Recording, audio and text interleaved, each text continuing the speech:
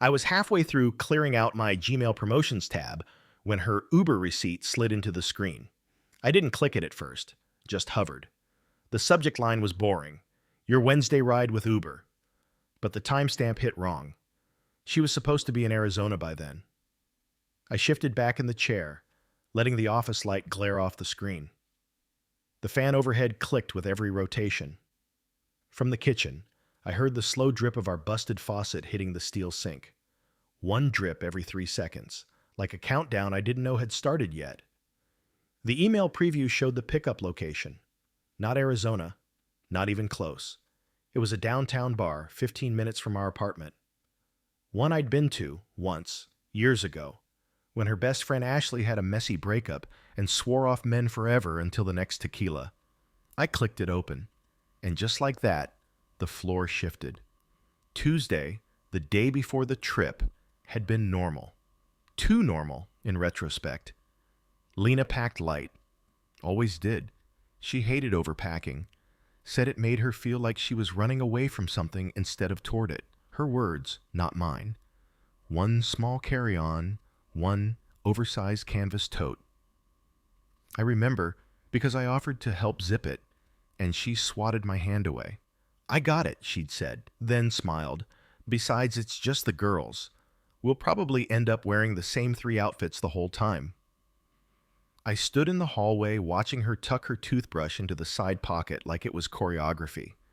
We'd been together 3 years, lived together for 2.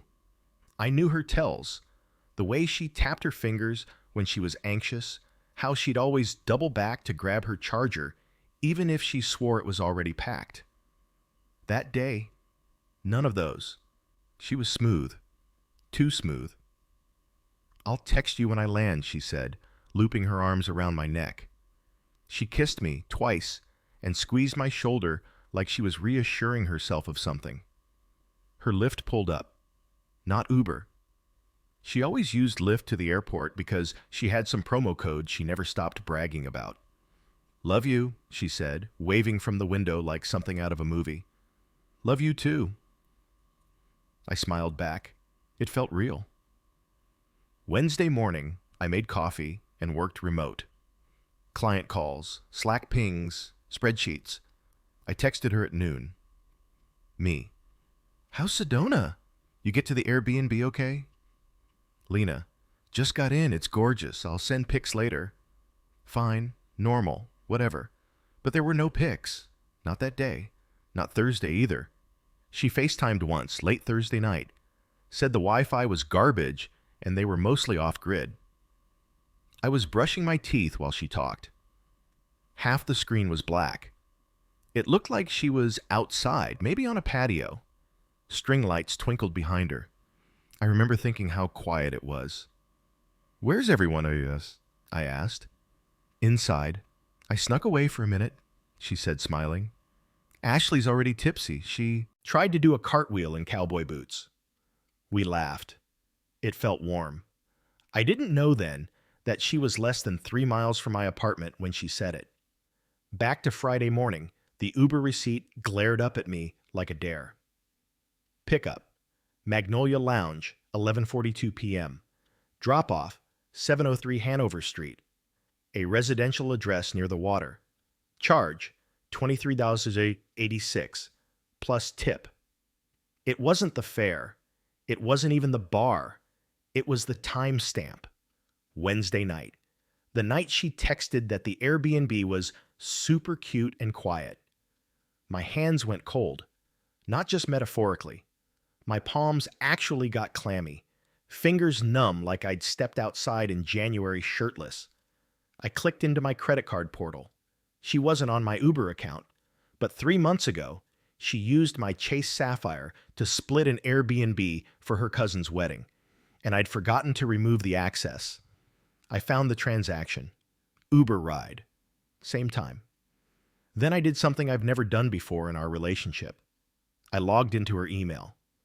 We shared a desktop in the corner of the living room. She used Chrome. Saved passwords. I knew her login from setting up her router weeks ago. Inbox loaded. Top email. Order confirmation. Shin Sushi. Date, Wednesday night. Delivery to 703 Hanover Street, that same damn address. Below that, a message from someone named TR. Subject line, let me know when you're close. I clicked. Got the place for the night. Cold beer in the fridge. Door code still works. Can't wait to see you. That was it. No signature, no emoji, just that. I stared at the screen for what felt like hours. TR. I didn't know a TR, but Lena did. I called her. She didn't pick up. Texted her. Me. Hey, random question. What was the name of your Airbnb again? No reply. 15 minutes later, I texted again. Me. Can you send a pic? My mom wants to visit Sedona, and I told her it looked great. Nothing. I opened Instagram. Her last story was still up. Sunset photo. Very zoomed in. You couldn't see the horizon, no buildings, just orange sky and a silhouette of a cactus. I reverse searched the image, pulled straight from a Sedona travel blog dated 2 years ago. Copy paste. That's when the heat hit. Not anger yet, just that flush you get when you realize you've been outside the joke, when the laughter starts and you weren't invited. By that afternoon, I was spiraling. Quietly. I went on Reddit. RR's relationships. R Bizarre A's one. After infidelity, even RR detective. I looked up the Hanover Street property. It was a rental unit, not Airbnb, just a long-term sublet listed on a local site. I found a LinkedIn profile for a Travis RIS software engineer, mid-30s, worked at a startup downtown. His company bio said he'd moved back from Denver to be closer to family and old friends. Old friends. I searched my iMessages. Nothing for Travis, nothing for TR. Then I checked our group photos. Her birthday dinner last year. I scanned the background. There he was, sitting 2 seats down. Same smirk, same jawline, same tattoo on his forearm. A compass, partly visible under his cuff. Travis, a friend from work. She introduced him that night. I barely noticed. She never mentioned him again. I didn't confront her right away. I needed more. Not just for the argument, for me. I needed to know how deep it went. So I waited. That night she texted, Lena, miss you, be home late tomorrow. No apology for the silence. No pictures. No stories. Just routine affection. I replied, me. Can't wait. I'll grab dinner. I smiled when I typed it. Not because I meant it, because I was already planning what I'd say when she walked in. Saturday evening, I cleaned the apartment. Not because I wanted it clean, because I wanted her to notice. I wanted everything normal, tidy, calm. I set the table, ordered Thai, her favorite. I even folded the napkins. She came in at 7:30, dragging her suitcase, smiled, kissed my cheek. I'm dead, she groaned, towing off her boots. Ashley snores like a dying walrus. I watched her. Her voice was steady. No guilt, no hesitation. She kissed me again and slid into her usual seat. Pad see ew, no broccoli, her standard order. She took a bite. You're quiet. I nodded. Just glad you're back. She smiled, reached for her wine. I let her take 2 sips before I said it. Did you have fun on Hanover Street? She froze. Blink. Then a laugh. Light, awkward. What? I held up my phone. Open email. Uber receipt. Her face drained. Lena. Silence. She pushed the wine glass slightly away. It's not what you think. That's when I knew it was worse than I thought. She didn't deny it. That's what hit me first. Not a single "you're crazy" or "that's not mine." No righteous outrage. Just that one line. It's not what you think. I let the silence sit. Made her squirm a little. Her fingers curled under the edge of her napkin like she might fold it into something useful. Anything to give her hands a job. I think, I said slowly, you told me you were in Sedona on a girls' trip. And this says you were 15 minutes away at a guy's place. She opened her mouth, closed it. I was going to tell you, she said. When? After dessert? Lena stood up, walked to the kitchen like she couldn't breathe in the same space. She leaned against the counter, arms crossed, staring at the fridge like it might bail her out. You don't know what's been going on? She said. That line, that classic redirect. I didn't bite. Then tell me. She hesitated. Then, it was one night. That's all. I needed to see where I stood. I stared at her. You needed to see where you stood? With who? She rubbed her face. Travis? The name felt sour in my mouth before I even said it. Travis? The guy from your birthday dinner? She nodded, slow. We dated in college, briefly, reconnected last year, just as friends at first. Then it got complicated. I stood up, not to yell, just to move. The air in that room was thick. My chest felt like it had soaked up concrete. So the girl trip was an alibi, I said. You lied so you could sleep with an old boyfriend. She flinched at the word. It wasn't like that. Really? Walk me through it. She didn't. Not right away. Instead, she started crying. But not the messy, guilty kind. The quiet, controlled kind. Strategic. Like, if she could look small enough, broken enough, I'd fold. I didn't. She said they'd been talking more than I realized. That at first, it was coffee catch-ups. Then phone calls. Then emotional support when her dad got sick. He understood things you don't, she said. Things you never even ask about. That one hit. Not because it was fair, but because part of me wondered if she was right. I worked a lot. Long hours. Quiet hours. I didn't always ask follow-ups, but I also didn't lie. Did you sleep with him? I asked. She looked up. Beat. Yes. I wish she hadn't said it. I wish she'd lied, even just for a second. Because the second she confirmed it, something shifted in me, like a door I didn't even know I had finally slammed shut. I sat back down. She wiped her face with the corner of her sleeve. I didn't plan for this to happen, she said. But once we were talking again, things just felt different. I nodded, not because I understood, but because I needed to keep myself from standing up again and breaking something. So what now, I asked. She didn't answer, which, in its own way, was an answer. We didn't sleep in the same bed that night. She stayed on the couch. I stayed in our room with the door closed, locked, not because I thought she'd come in, just because I could. I laid there, staring at the ceiling fan, watching the shadows crawl as the blades turned. My mind wouldn't shut off, not with rage, but with inventory. All the nights she stayed late at work. The sudden makeup kits I'd never seen her use. The gym bag that stopped being unpacked. The weekend trip she canceled last minute. To rest. All of it. Rewritten now. Retroactively contaminated. In the morning, I got up early. Showered. Made coffee like a robot. She was still asleep on the couch, curled up in the blanket her mom gave us for Christmas 2 years ago. I looked at her for a long time. Not because she looked peaceful, but because I couldn't figure out when the switch flipped.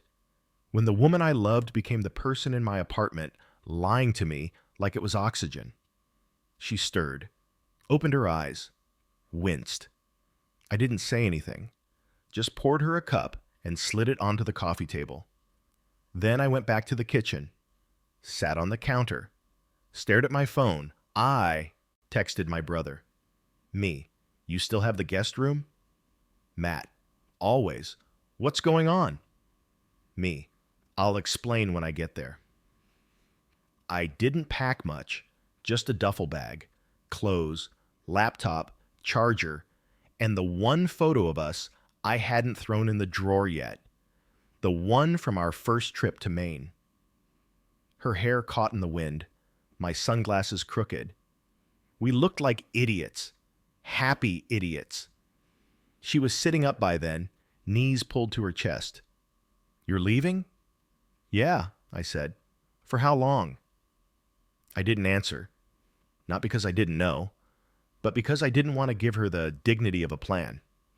When I got to Matt's, he didn't ask many questions, just handed me a beer and let me sit. I told him most of it, not everything.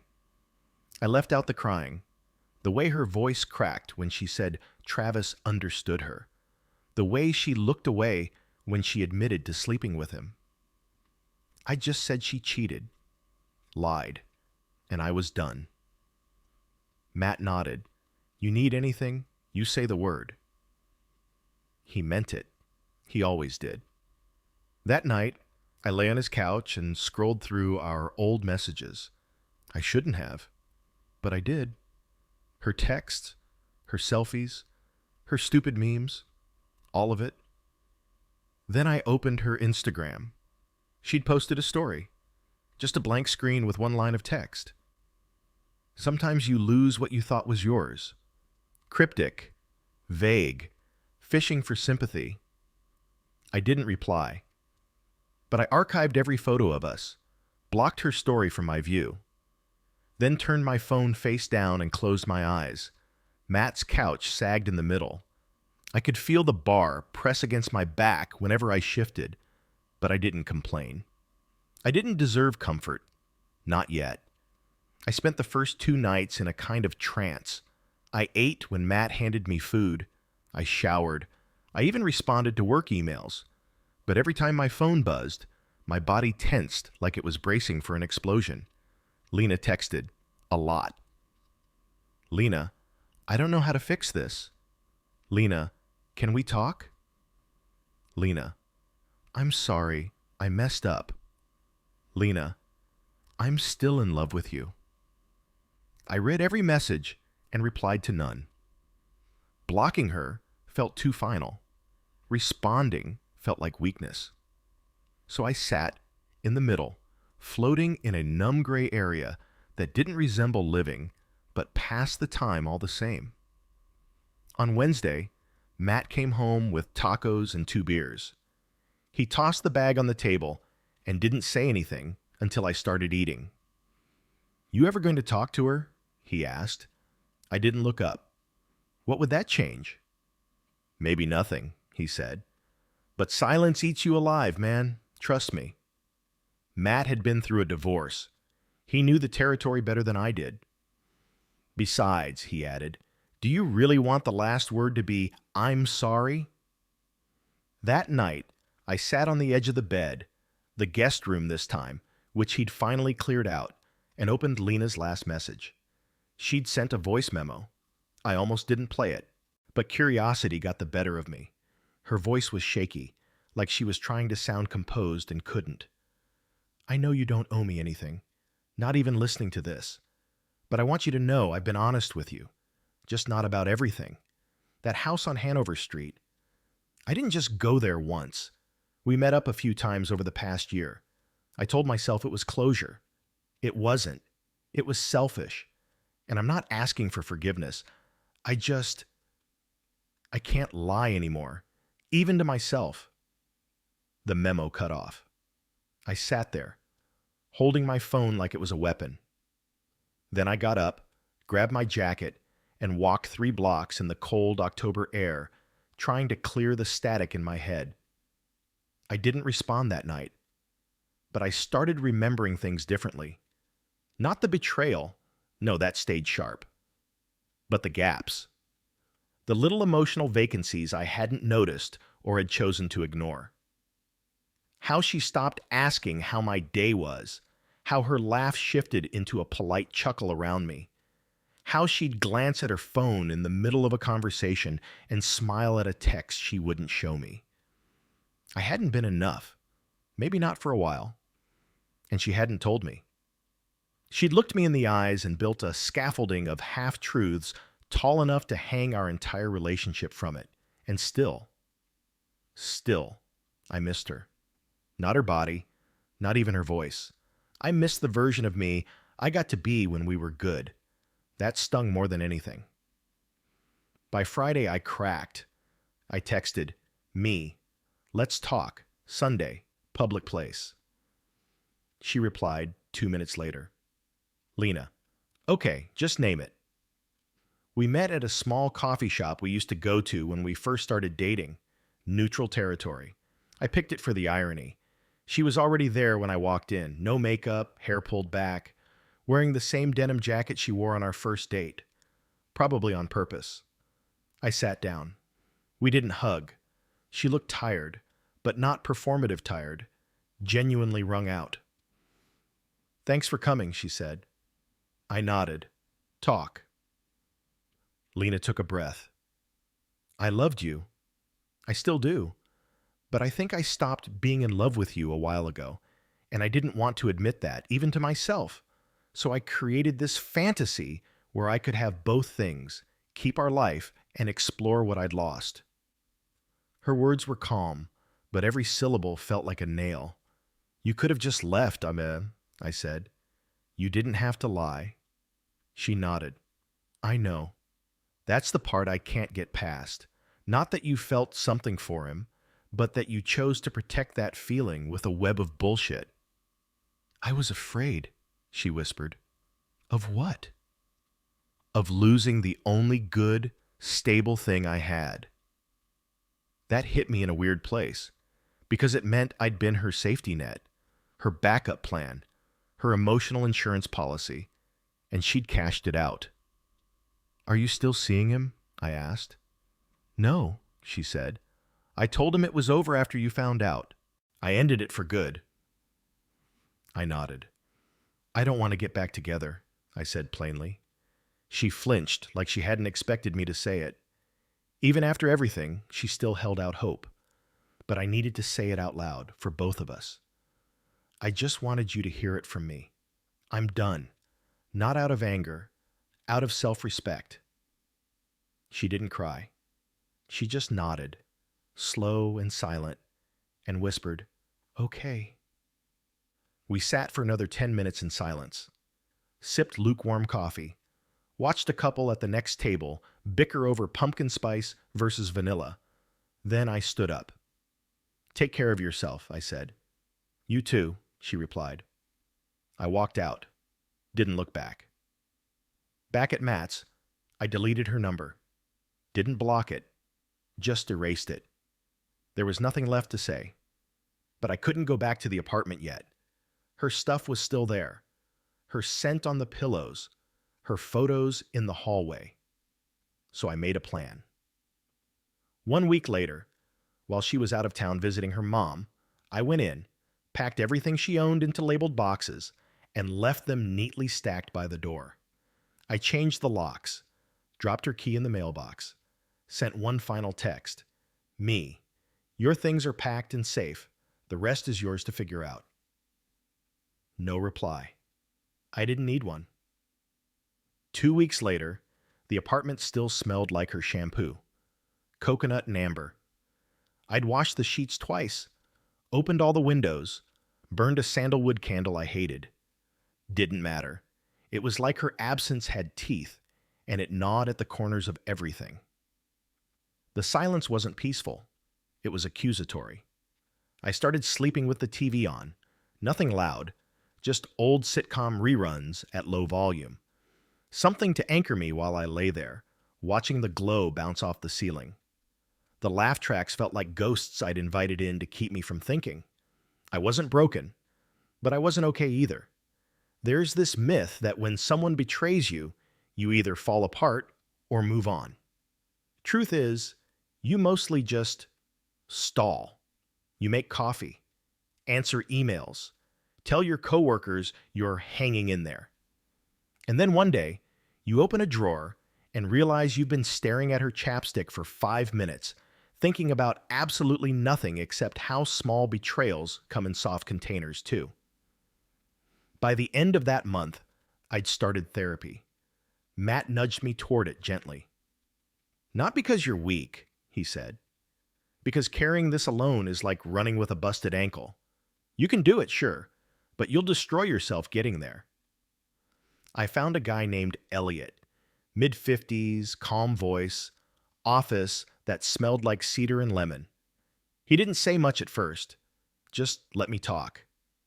About the receipt, the voice memo, the sound Lena made when I asked her about Hanover Street, how it wasn't fear exactly, but something colder.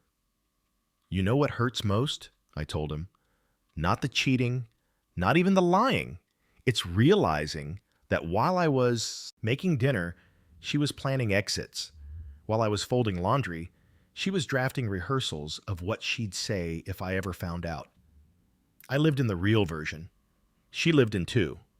He nodded. It's a kind of grief. You're mourning the person you thought you loved and the person you were with them. I stared at the carpet. Is it supposed to feel like this long? It feels as long as it needs to, he said. Just don't confuse stillness with failure.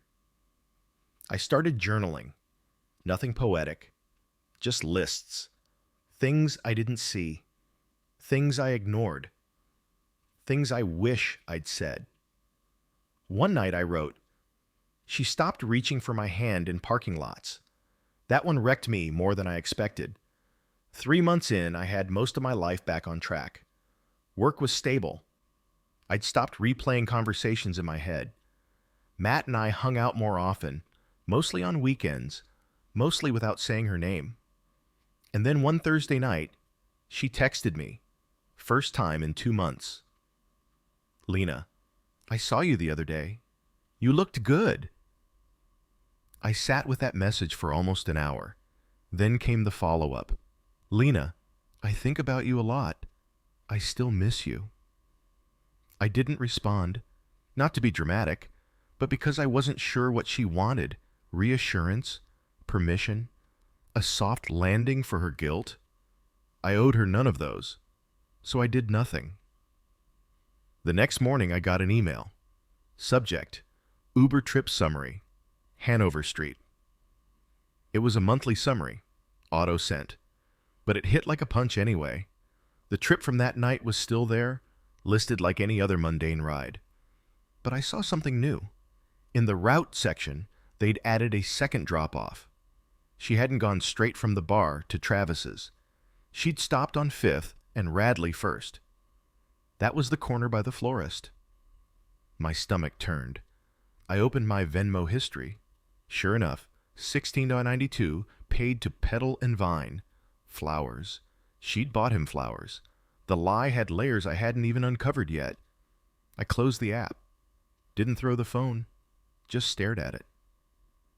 A new wave of clarity came over me. Not pain, not betrayal. Finality. I went home and did a full clean-out. Not just her stuff. Everything. The throw blanket we bought on vacation. The mugs from that flea market. Even the rug she picked out during quarantine. Gone. I listed them on Facebook Marketplace. Took whatever people would pay. I needed the apartment to stop sounding like her when I walked through it. I replaced the rug, bought new sheets, rearranged the furniture. It didn't fix anything, but it made the silence mine. By spring, I was going on dates. Nothing serious, just practice. Learning how to talk to women again without a tape reel of distrust playing in the background. One woman, Casey, was kind, smart, funny. She taught art at a middle school and could do a perfect impression of every type of annoying parent at open house night. We went on 3 dates. On the 4th, I told her about Lena. Not the whole story, just enough to give shape to the edges of me. She didn't flinch. She said, well, it sounds like you've done some work. And I realized I had. Not enough to be healed, whatever that means, but enough to stop dragging Lena's ghost into every conversation. Enough to stop checking Uber receipts. One afternoon, I bumped into Travis at a grocery store of all places. He didn't see me at first. He was in the frozen food aisle texting. I stood behind a rack of pizzas and just watched him for a second. Wondered if he knew what he'd detonated. Then he turned, saw me. We locked eyes. He looked guilty. Not afraid, just uncomfortable, like a guy who knows he owes a punch he won't ever get. I nodded once. He opened his mouth like he might say something. I walked away. Didn't need to hear it. That night, Lena texted again. Lena, I heard you saw Travis. I'm sorry if that brought anything up. I didn't answer. But I looked at the message for a long time. Then I scrolled up to the very first message she ever sent me, back when we met on an app. It just said, Lena, you seem steady. That's rare. I smiled, then deleted the thread. Spring turned to early summer, and I found myself moving through life in a way that didn't feel like damage control anymore. I could walk past couples holding hands without feeling like I'd been left out of some cosmic joke. I could sit at my kitchen table and drink coffee without flinching at the chair she used to take. That chair's gone, by the way. Gave it away to a college kid moving in across the hall. He looked at it like it was just furniture. I let him keep thinking that. In therapy, Elliot asked me what I'd learned from all of it. Not to trust people, I joked. He smiled. The kind of smile that says he's letting me say it, but we're not stopping there. I sighed. Okay. I learned that trust isn't a blanket. It's a net. It catches, but it also has holes. I just didn't know how big they were until I fell through. Elliot wrote something in his notebook. You forgave her? He asked. I thought about that for a minute. No, that I said, but I released her. That's enough. Lena sent me one last message a few weeks later. Lena, I'm moving. Got a job offer out of state. Just wanted to say goodbye the right way. I hope you find someone who makes you feel like enough, because you are. I read it twice, then archived it. Not out of spite, just because it didn't need to take up space anymore. I kept dating, slowly. Casey and I fizzled out after a few months. No drama, just two people with different clocks. But I wasn't bitter. That was the difference. For a long time, I thought bitterness was armor. Now I know it's just weight. You carry it until it crushes the part of you that still wants to try. I'm not trying to be profound. This isn't some neat little bow on a life that blew apart quietly in the middle of a Thursday. But I am better. Not healed. Just better. And that counts. Last weekend, I stood in my kitchen, barefoot, making eggs. The sun was hitting the counter just right. Music was playing. Some local indie band Matt got me into. I flipped the eggs. Thought about the first time Lena ever made breakfast in that apartment. She burned the toast and tried to play it off like she liked it crispy. I smiled at the memory. Not a sad smile, just recognition. That happened. It's part of my life. But it doesn't own me. Not anymore. So yeah, my girlfriend's girl trip was a lie, and the Uber receipt said otherwise. But if you ask me what really ended us, it wasn't the receipt. It was the silence between the lies.